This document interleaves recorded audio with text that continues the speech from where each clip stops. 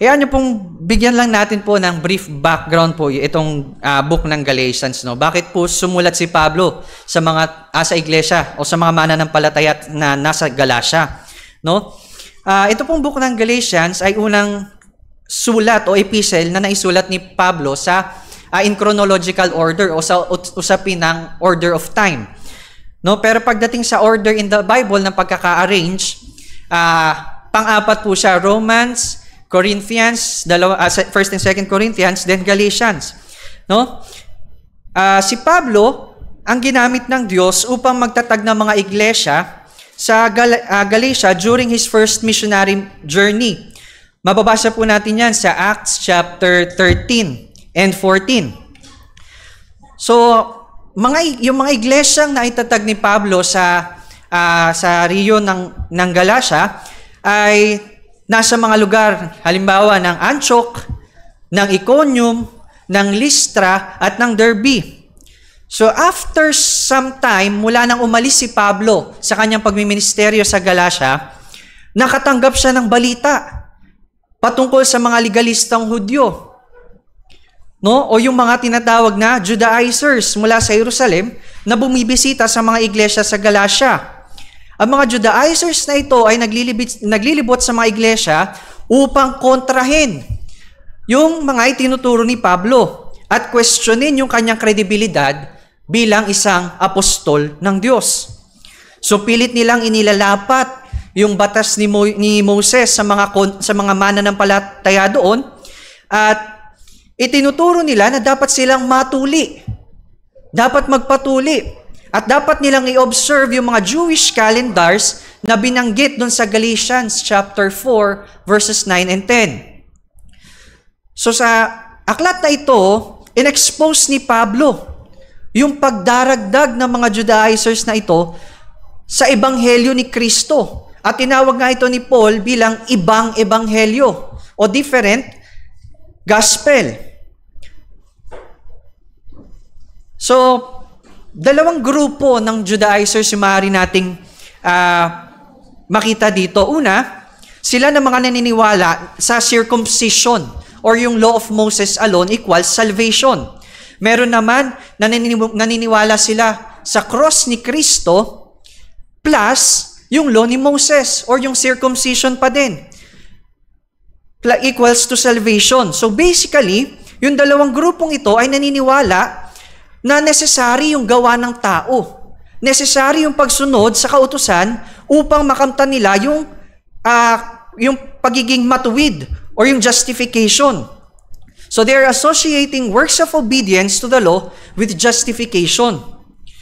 So therefore, Paul found it necessary to write in Galatians sa mga taga-Galacia para i-defend una yung kanyang kredibilidad bilang apostol at pangalawa po yung ebanghelyo ni Kristo na kanyang ibinahagi sa kanila noon pang una. So in-expose again ni Pablo itong yung different gospel at ipinaliwanag niya sa mga tao na pinapawalang sala lamang ang tao sa pamamagitan ng pananampalataya kay Kristo at hindi sa pamamagitan ng pagsunod sa kautusan. No, mababasa natin yun sa Galatians pa din in chapter 2 verse 16 at sa chapter 3.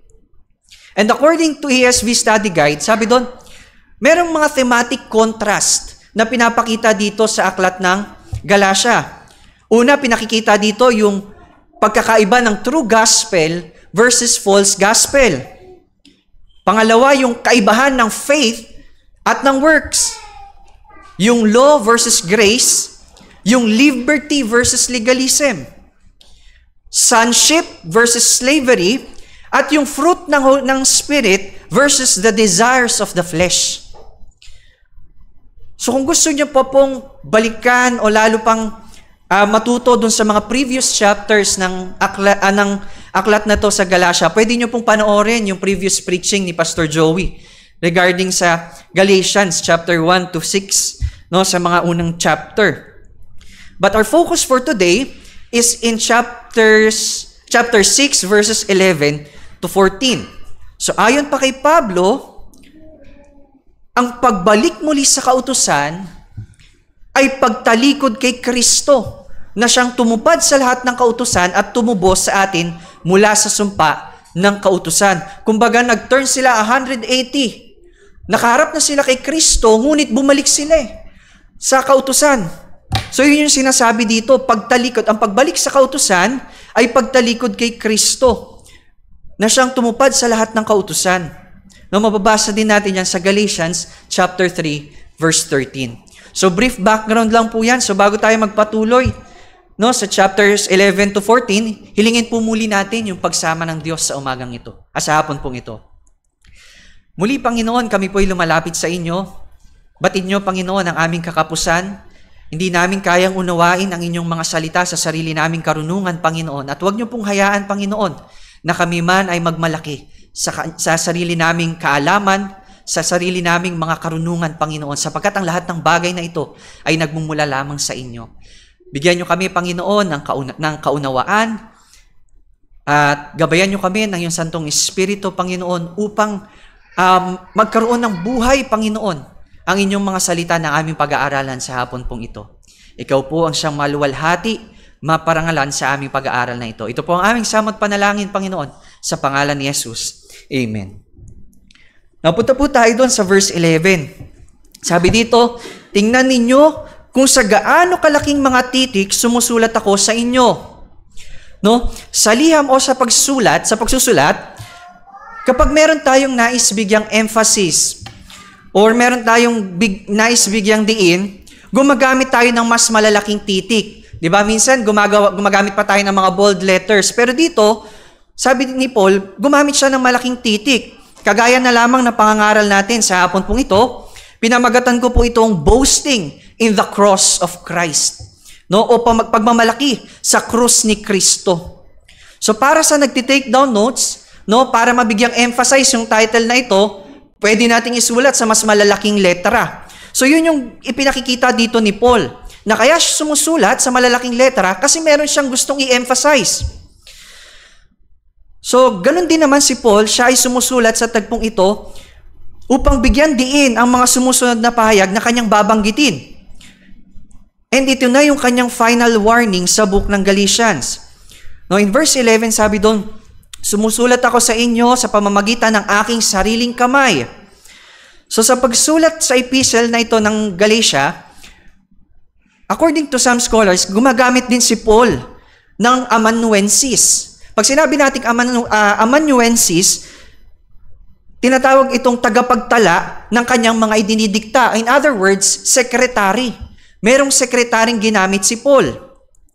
Kagaya ng Book of Romans, sa Romans chapter 16 verse 22, sabi doon, akong si Tertio na tagasulat ng liham na ito ay bumabati sa inyo sa pangalan ng Panginoon. So, gumamit ng amanuensis si Pablo para isulat yung Romans chapter 16 verse 22. Though alam natin na si Paul yung author ng aklat ng Romans, ngunit gumamit siya ng tagasulat habang siya yung nagdidikta ng kanyang sariling mensahe. So same with the book of Galatians, according to scholars, siya ay gumamit din naman ng tagasulat sa mga unang bahagi ng aklat na ito. Samantalang pagdating sa dulong ito, pagdating sa dulong mensaheng ito, sa kanyang pagtatapos, sinabi niya dito na siya mismo yung sumusulat sa pamamagitan ng kanyang sariling kamay. Anong ibig sabihin nito? Na si Paul mismo yung sumulat dito sa dulong parte. So kung babasahin natin sa 2 Thessalonians chapter 3 verse 17, sabi doon, I, Paul, write these greetings with my own hand. This is a sign of genuineness in every letter of mine. So ito yung sign ng genuineness, ng dedication, ng pag-ibig ni Paul dun sa kanyang sinusulatan. So kaya this time, siya na yung nagsulat. So ganito yung estilo ni Pablo sa kanyang pagsulat bilang palatandaan na siya nga yung may akda ng aklat na ito. Kagaya ng 1 Corinthians chapter 16 verse 22, Colossians chapter 4 verse 18, pare-parehong nakasulat doon, I, Paul, write this greeting with my own hand. So again, this is a sign of genuineness sa bawat sulat ni Paul. And in verse 11, sabi doon, I am writing to you. Yung word na I dito, na isinulat ni Pablo sa malaking titik, is to emphasize kung ano yung sinasabi niya sa unang verse ng chapter na ito, ng Galatians. Sabi niya, Paul, an apostle. It is I, Paul, an apostle through Christ, and God the Father who raised him from the dead. It is I who is writing to you. So ako itong si Pablo, na apostol sa pamamagitan ni Kristo Jesus at ng Diyos Ama, na sumusulat sa inyo ngayon. Kaya naman pakinggan ninyo yung aking mensahe, sapagkat ito'y galing sa Diyos at hindi sa tao. Sa verse 11 and 12 ng chapter 1, sapagkat nais kong malaman ninyo mga kapatid, ng ebanghelyo na aking ipinangangaral ay hindi ayon sa tao, sapagkat hindi ko to tinanggap mula sa tao o itinuro man sa akin, kundi sa pamamagitan ng pahayag ni Kristo. And according to John Piper, tila sinasabi ni Paul daw dito, mayroon akong otoridad sa iglesia na mula mismo sa Diyos. Diyos mismo yung nagtalaga sa akin. Direkta mismong nangusap si Kristo sa akin, kaya naman ako ay sumusulat sa inyo. And in verse 12, binalikan ni Pablo yung mga Judaizers na ito. Sabi dito, ang mga nais gumawa ng magandang palabas sa laman ang siyang pumipilit sa inyo na magpatuli.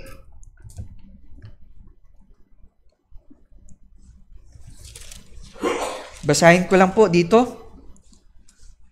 Verse 11, verse 12, ang mga nais gumawa ng magagandang palabas sa laman ang siyang pumipilit sa inyo na magpatuli. So bakit sobrang sigasig nitong mga Judaizers na ito? No? Nahikayatin yung mga mananampalataya sa Galatia na magpatuli. Ano yung intensyon nila? So in verse 12, sa pagpapatuloy, sinabi dito ni Pablo, upang hindi sila usigin dahil sa krus ni Kristo. So yun yung intensyon nila dahil ayaw nilang usigin sila. Kaya naman, pinipilit nila yung mga mananampalataya doon na magpatuli. So, takot sila na usigin dahil sa krus ni Kristo sapagkat para sa mga Hudyo, ang pagkapako po ng Kristo sa krus ay isang kahihiyan. Kahihiyan para sa mga Hudyo na ang Kristo ay mamatay sa krus at maipahiya. Isang kahihiyan ito, hindi nila kayang tanggapin. No, mababasa natin yan sa 1 Corinthians chapter 1 verse 23. Kaya anong ginawa nila? Upang hindi usigin, ay bumalik sila sa sinaunang katuruan. At ito yung katuruan ng pagtutuli. Ibinase nila yung kanilang argumento sa covenant na ginagawa ng Diyos kay Abraham. Kung saan sa Genesis chapter 17 ay iniutos ng Diyos kay Abraham bilang sign ng covenant nila na gawin yung pagtutuli. Tanda ng kanilang tipanan. So ipinaglalaban ng mga Judaizers na ito na kung hindi ka tuli, kahit pa naniniwala ka kay Kristo, ikaw ay kagaya ng lahi ni Ishmael. Sino ba tong lahi ni Ishmael? No, bagamat dugot laman ni Abraham, ay hindi kabilang sa pangako ng Diyos kay Abraham. So yung sinasabi nila, hindi enough na nananampalataya kayo kay Kristo. Kailangan yung matuli para mapabilang kayo sa covenant na ginawa ng Diyos kay Abraham. So nais nilang hikayatin yung iglesia sa Galatia upang magpatuli. Sapagkat nais nilang takasan yung mga pag-uusig ng kapwa nila mga Hudyo na nagsasabing kahihiyan ang paniniwala sa Kristo na namatay sa krus. Kaya nga after Christ, nagkaroon po ng division between Christianity and Judaism. Para po sa mga Hudyo, sa mga Judaism, naghihintay pa rin sila even to this day ng kanilang Mesaya, ng kanilang tagapagligtas. Para sa kanila, hindi pa dumarating yung Mesaya. Sapagkat para sa kanila, yung Mesaya ang darating ay darating na mula sa lahi ni David, Darating bilang isang hari, maraming hukbo na palalayain sila. No, yun yung kanilang paniniwala at hindi nila nakita si Kristo bilang katuparan ng propesiyang ito.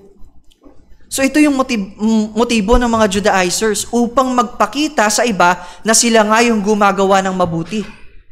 Upang matakasan nila yung pag-uusig. So tayo din naman mga kapatid, maging maingat din tayo at mapanuri sa ating mga sarili. At baka tayo din ay nagiging legalistic o di kaya naman nagiging pakitang tao. I-expose nawa ng Lord yung puso natin, yung bawat intensyon natin. Nawa yung ating character, yung ating actions ay rooted and motivated by the love of God. No, kasi yung mga Judaizers na ito, they are pleasers of themselves. Wala silang ibang gustong i-please kundi yung sarili nila. They are also pleasers of man. No, gusto lang nilang bigyang kaluguran. Yung kanilang sarili, ayaw nilang na mausig. At gusto nilang i-please yung ibang tao, yung kapwa nila Hudyo, sa pamamagitan ng paghihikayat sa mga mananampalataya na magpatuli. And now, in verse 13, sa pagpapatuloy po natin, sapagkat maging ang mga nagpatuling ito ay hindi rin naman tumutupad ng kautusan. Ngunit ibig nila kayong magpatuli upang sila'y makapagmalaki sa inyong laman. So lalong binigyan din ni Pablo na ganito yung motibo nila. Sila ay mga pakitang tao lamang. Dahil sabi ni Paul, sapagkat kahit na silang mga tuli, ay hindi naman tumutupad sa kautusan. Nais lamang nilang patuli kayo upang maipagmalaki nila na kayo man ay tumutupad sa tuntunin na iyon. So sinasabi ni Pablo na ang grupong ito na ayaw mag-suffer para sa krus ni Kristo, ay hindi din naman tumutupad sa kanyang mga kautusan. So they don't keep the law, they want only to boast in the flesh. So paano nasabi ni Pablo na hindi rin naman to tumutupad sa mga kautusan? Bakit yun nasabi ni Pablo? Sino siya para magsabi nun? In Philippians chapter 3 verses 5 to 6, si Pablo din naman, tinawag niya yung kanyang sarili bilang isang Pariseyo. Isang taong nakapag-aral ng batas o ng kautusan ng Diyos at istrikto sa pagtupad ng mga ito. So alam ni Pablo yung mga lituntunin ng mga Pariseyo. Siya nga mismo ay napakatalinong tao. Bago pa siya tawagin ng Diyos, matalino na siya. At nung tinawag siya ni Kristo, lalo pa siyang pinagpala ng karunungan ng banal na Espiritu. At bilang Pariseyo, lahat halos ng kautusan, ino-observe nila yan. Yun nga lang, para lang i-please yung kanilang sarili. Para ipakita sa iba na sila yung, na mas nakahihigit sila kaysa sa iba. Na ako ay tumutulong sa ibang tao, maging yung pagtulong nila, pinakikita nila sa ibang tao. Nananalangin sila sa harap ng maraming tao. So kaya alam ni Pablo na yung mga Judaizers na ito ay hindi sumusunod sa kautusan. So may lalarawan natin sila bilang mga, una, mapagbalat kayo o mapagpanggap. Mga nagtuturo ng kautusan, ngunit isa sa nangunguna sa paglabag dito. Pangalawa, mga people pleaser. Mga inaalala nila yung pag-uusig ng tao sa kanila kaysa sa pag-uusig ng Diyos. So mag-ingat nawa tayong muli na huwag tayong maging katulad ng mga Judaizers na ito. Nakala nating tama yung ating mga ginagawa. Ngunit, yung motivation pala natin ay gusto lang natin ma-please yung ating mga sarili. Yung ating laman. Gusto lang natin yung parangal ng tao. Huwag din naman tayong maging katulad ng Judaizers na mag-akay ng tao sa maling katuruan. So kung titignan natin dito, merong heart problem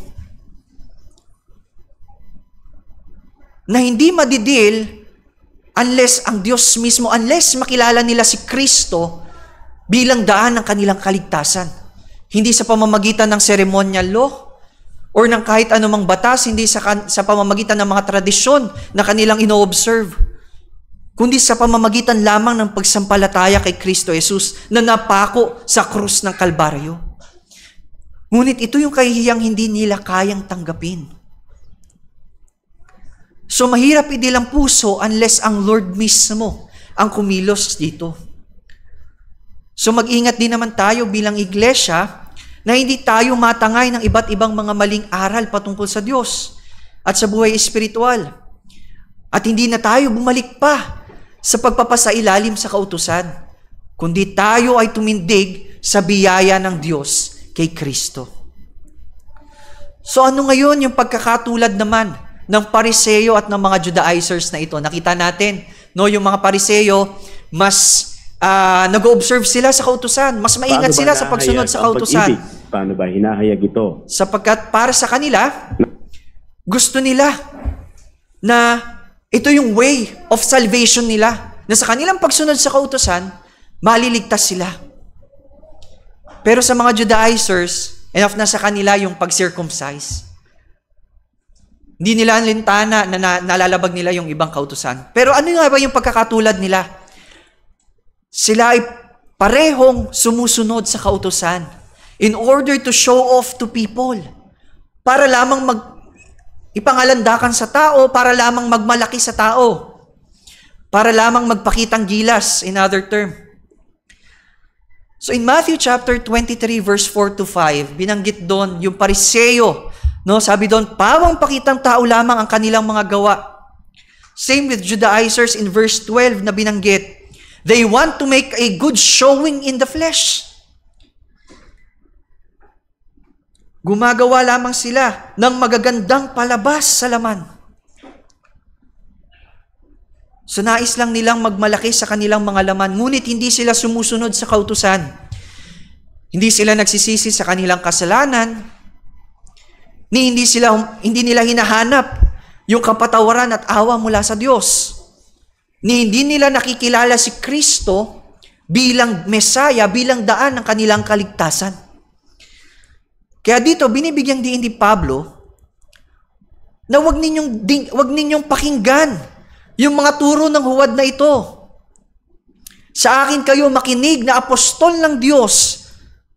Sa akin kayo makinig sapagkat ako ay tinawag ng Diyos at hindi ng tao.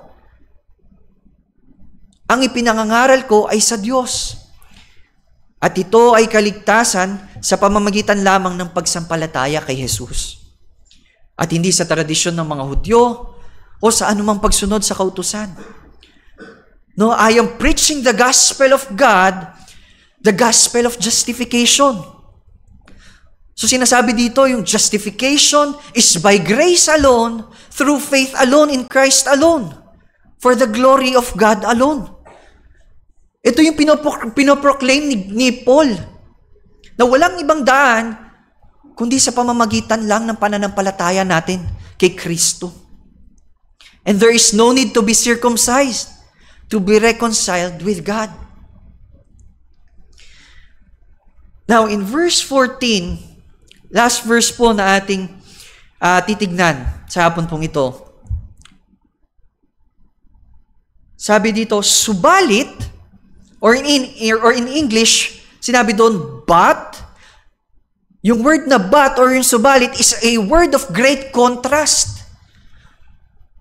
Upang bigyang, kontrahin ko ano yung sinabi niya, what was previously mentioned. Sabi doon, subalit, huwag nawang mangyari sa akin. Kung ano yung mga binanggit ko patungkol sa Judaizers.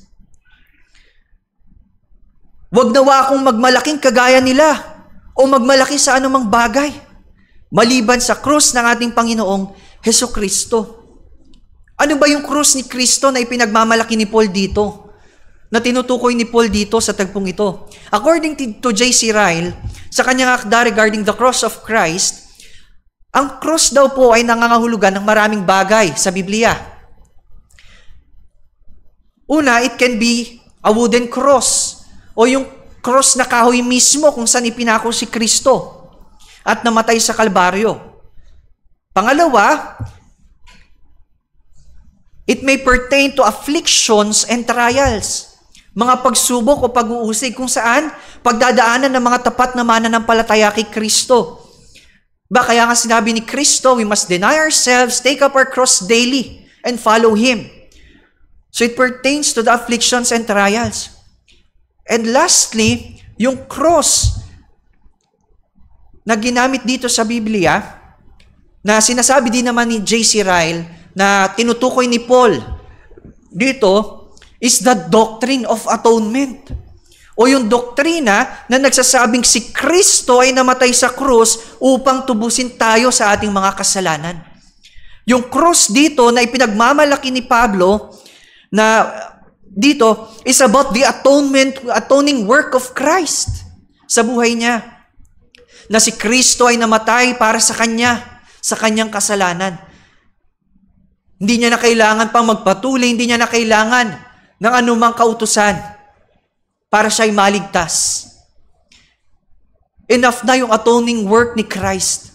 Pero hindi ibig sabihin nun na malaya na siyang labagin yung mga kautusan na yun. So, in short, yung cross dito stands for the crucifixion of Christ, yung kanyang mismong pagkapako at kung ano yung nire-represent nito.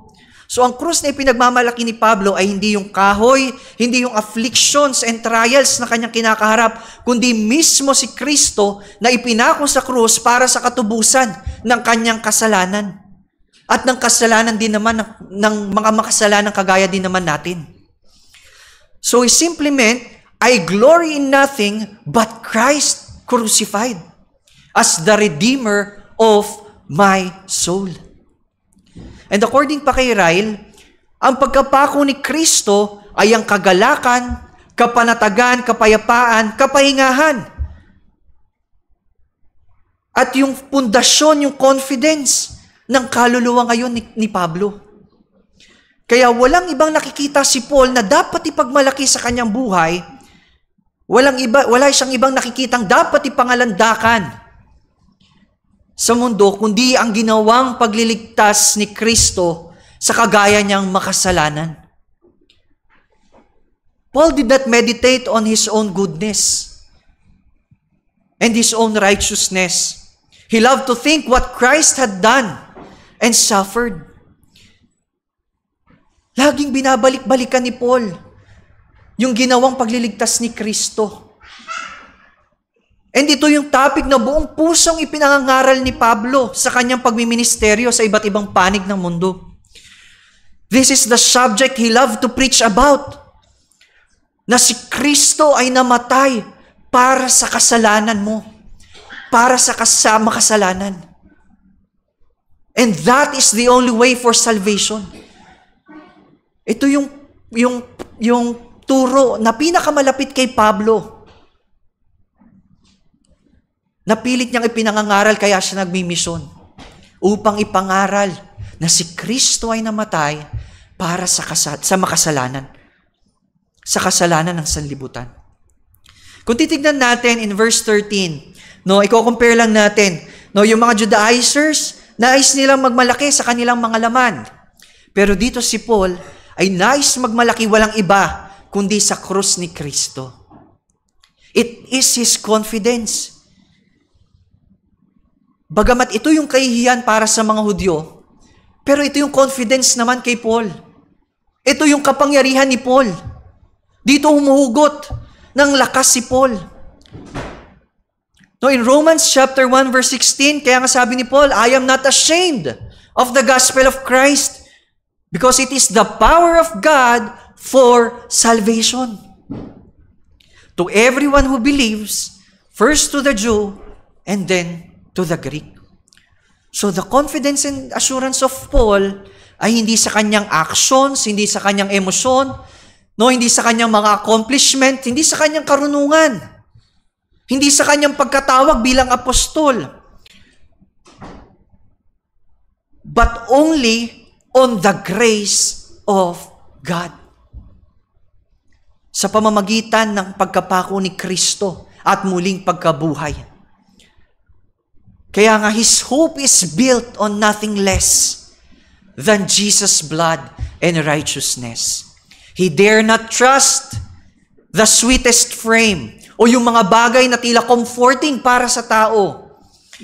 or any means na akala nating maglalapit sa atin sa Diyos. Yung mga pagtutuli, mga pagsunod sa kautusan, he dare not trust sa mga bagay na yun. Na akala ng tao na maglalapit sa kanila sa Diyos. But wholly lean on Jesus' name. And to those whose confidence is no longer in this world, kung ikaw, kapatid, ay wala na yung confidence mo dito sa mundong ito, hindi sa sarili, wala na sa sarili mo, wala na sa sarili mong karunungan, no, patungkol sa mundong ito, magaling ka in philosophy, in theology, pero wala na doon yung confidence mo. Not even on your skills and talents, but on Christ alone.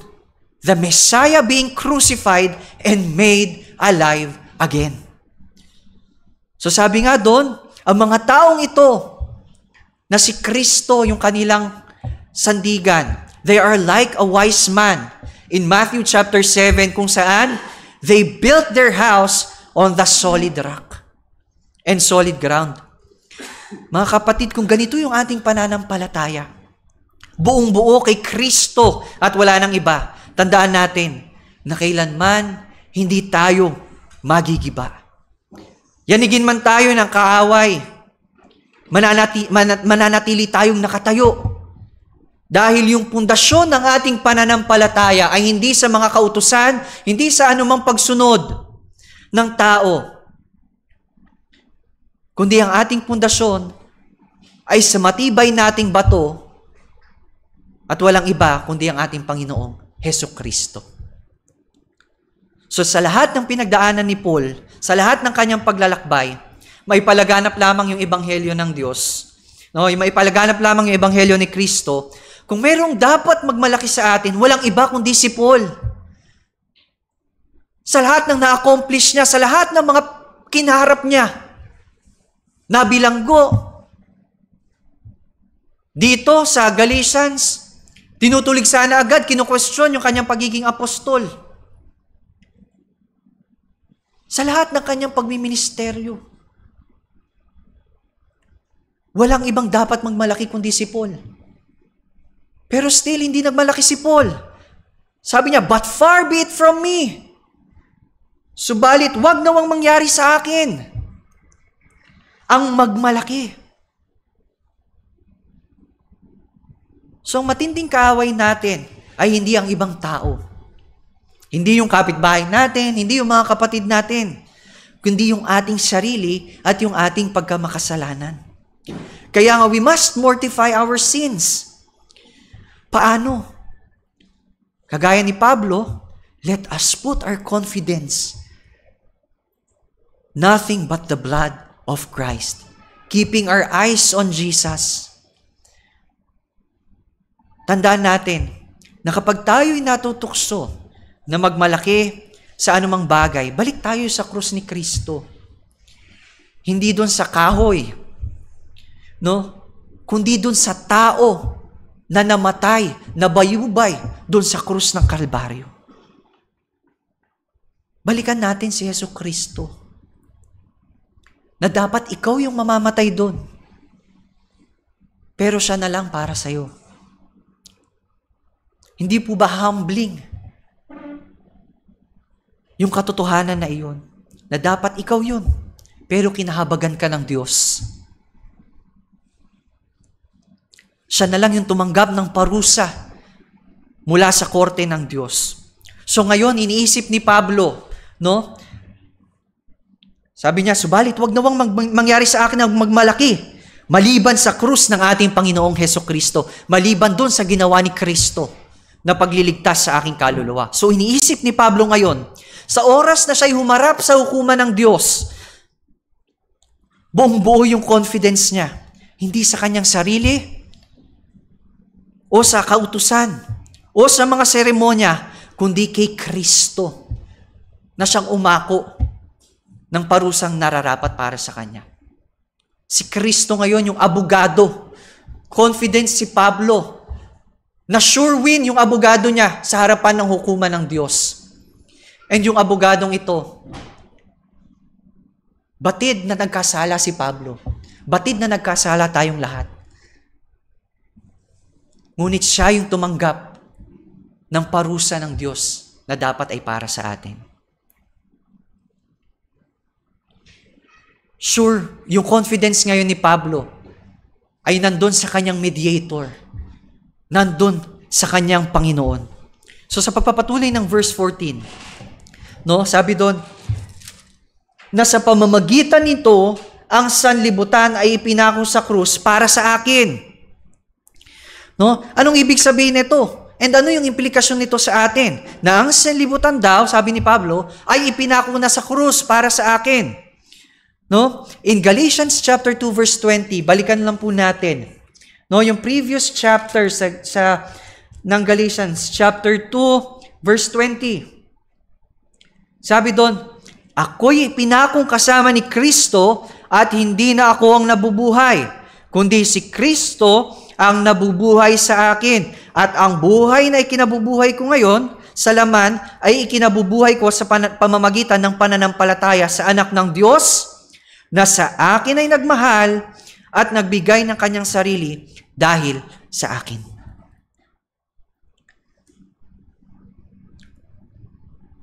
So, ibig sabihin, nang tanggapin ni Pablo si Kristo bilang kanyang Diyos at tagapagligtas, siya rin ay naging kaisa na ni Kristo dun sa krus na yon. Yung kamatayan ni Kristo ay ibinilang na rin sa kanya. So, hindi na ako ang nabubuhay, sabi ni Pablo. Hindi na yung aking makamundo, hindi na yung aking makasarili, mayabang, self-reliant, self-exalting, lahat na may isip nating salita na related sa self-centeredness. Wala na yung dating Pablo na matay nang kasama ni Kristo sa krus. So, I have been crucified with Christ, no longer I who live, but Christ who lives in me. And the life I now live in flesh, I live by faith in the Son of God. Sino tong Son of God? Yung nagmahal sa Kanya, yung nag-alay ng buhay para sa atin. At this point in Galatians chapter 6 verse 14, sinabi ni Paul, ang sanlibutan ay ipinako sa krus para sa akin at ako ay sa sanlibutan. Maaring sinasabi ni Pablo na hindi na ako nabubuhay para sa mundong ito. I do not trust in this world at hindi na ako nabibilang sa mundong ito. So itinuturo din sa atin ni Pablo na wag na nating ilagak yung ating buhay sa mundong ito. Wag na nating hanapin yung comfort, yung peace, yung life sa mundong ito sapagkat ang mundong ito ay patay na. So wag nating tignan yung mundong ito bilang ating savior o satisfier. So ang mundong ito ay ipinako na at patay na. Hindi na kailanman magbibigay ng totoong comfort, ng totoong rest, ng kapahingahan sa atin. So this world can no longer be trusted. Anumang tradisyon, mga kautusan, mga mabubuting gawa, pagtutuli, siyensya, politika, self-righteousness at marami pang iba ay hindi kailanman makapagliligtas sa atin. This kind of world is already dead. At ang bagong ako na siyang nabubuhay ngayon ay nabubuhay sa pagtitiwala sa Diyos. So He alone is my salvation. He alone is my satisfaction.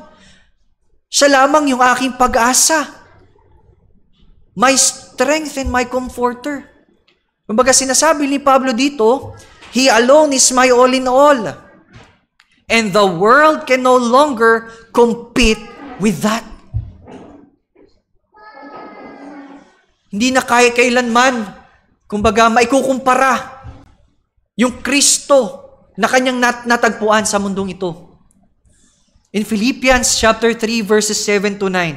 Sige po, kung kayo makipagbukas po kayo sa akin sa Philippians chapter 3 verses 7 to 9.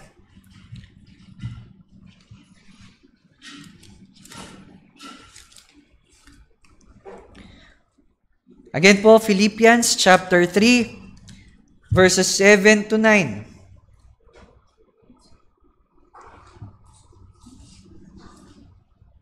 So sabi dito sa Tagalog, gayunman, ang mga bagay na sa akin ay naging pakinabang ay inari kong kalugihan, alang-alang kay Kristo. Higit pa roon, ang lahat ng mga bagay inari kong kalugihan dahil sa higit na kahalagahan na makilala si Kristo Jesus na Panginoon ko. Kaya sinabi ni Pablo, He is my all in all. At hindi na kaya pang makipagkumpetensya ng mundong ito kay Kristo na aking Panginoon. Sapagkat higit, sabi dito, ang lahat ng mga bagay ay inari kong kalugihan dahil sa higit na kahalagahan na makilala si Kristo Jesus na Panginoon ko.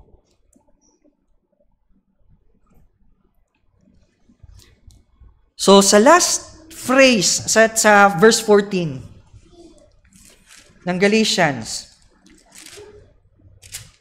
sabi dito,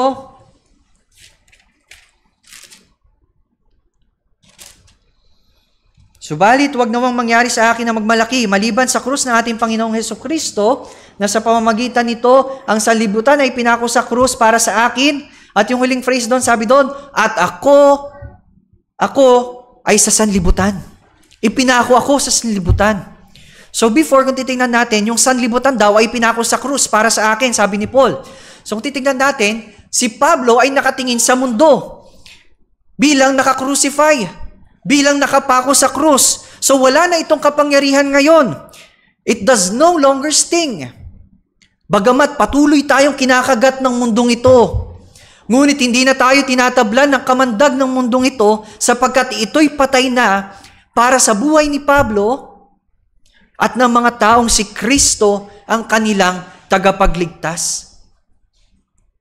Now, sabi dito, at ako'y sa sanlibutan. Ako'y pinako sa sanlibutan. So dito naman, ang mundo yung nakatingin kay Pablo. Si Pablo ngayon ay nakapako sa krus. Paul is no longer part of this world. Yun lang yung pinakikita ni Pablo na siya hindi na parte ng mundong ito. Hindi na siya pagmamayari ng mundong ito sapagkat siya'y patay na. So para sa mundong ito, siya ay patay na at hindi na kaya pang pagarian ng mundo. Hindi po dahil patay na siya literally sa panahon natin ngayon, no? Pero that time, sinasabi ni Paul na siya ay patay na. Sa sanlibutan, wala na yung kanyang makalaman. Hindi na siya pinag-aarian ng kanyang laman. No, para sa mundong ito, si Pablo ay patay na at hindi na kaya pang pagharian ng mundo. The world can no longer force him to be circumcised in order to be saved. Hindi na kaya ng mundong pilitin si Pablo na sumunod sa mga kautusan bilang daan sa kaligtasan. So bilang tunay na mananampalataya, dahil sa hindi na tayo kaisa ng mundong ito yung katotohanan mga kapatid. Dahil hindi na rin tayo kaisa ng mundong ito, tayo din ay haharap sa maraming pag-uusig ng mundong ito. Sisikapin ng mundong ito na tayo ay magkasala. Sisikapin ng mundong ito na tayo ay magpatuloy sa pagkakasala. At ito yung iniiwasan ng Judaizers. Yung usigin sila dahil sa krus ni Kristo. Sila ay natatakot na ituring bilang kalaban ng sanlibutang ito. Now, Paul being crucified with Christ, he is now the object of persecution para sa mundong ito. So same with us. Tayo din ay magiging tampulan ng pag-uusig ng mundong ito sapagkat hindi na nila tayo kaisa. Ngunit mananatili tayong nakatingin yung ating atensyon at yung ating paningin sa Diyos na sa atin ay tumubos at kumakalinga. So alalahanin natin yung walang hanggang katumbas na halaga nang makilala natin si Kristo Jesus na ating Panginoon. No, again, in Philippians chapter 3, verse 7 to 9, dito na po tayo magtatapos. No? Nawa maging buhay din itong salitang ito ni Pablo, kung paanong itong buhay sa kanya. No, in Philippians chapter 3, verses 7 to 9, indeed, I count everything as loss for the sake of Christ. I count everything as loss because of the surpassing worth of knowing Christ Jesus, my Lord. That is why Paul proclaimed sa nauna pang chapter ng Philippians din, in chapter 1 verse 21, for to me, to live is Christ, and to die is gain. So let us boast, tayo ay magmalaki, tayo ay mag-glory. No, take glory, not on ourselves, but on the cross of Christ in our Lord Jesus. No, this cross is His work of atonement for sinners. At ito lamang yung daan upang tayo ay mapawalang sala sa hukuman ng Diyos sa langit. Sa Diyos po ang lahat ng papuri. Tayo po ay manalangin. Panginoon, kami po ay nagpupuri at nagpapasalamat, Panginoon, sa inyong mga salita. Salamat sa pangangaral ni Apostol Pablo, Panginoon, patungkol sa inyong krus, Panginoon, na hindi dapat kami magmalaki sa aming mga sarili, sa aming mga kamunduhan, Panginoon, kundi dapat kaming laging tumingin sa ginawang pagliligtas ni Kristo, anumang sitwasyon ng aming buhay. At amin itong ipagmalaki, Panginoon, sa mundo, na kami ay iniligtas ng Diyos. Kami ay kinahabagan, hindi dahil sa sarili naming merito, hindi dahil sa kami magaling o mahusay, kundi dahil ang Diyos ay Diyos ng pag-ibig. Ang Diyos ay kinahabagan kami. Salamat, Panginoon, sa inyong mga salita. Nawa, dalhin namin ito, Panginoon, habang kami patuloy na lumalakad sa mundong ito. Ito nawa, Panginoon, ang maging gabay namin, Panginoon, at patnubay sa aming buhay. Maraming salamat po. Ito po ang aming samot panalangin sa pangalan ni Jesus. Amen. Sa Diyos po ang papuri.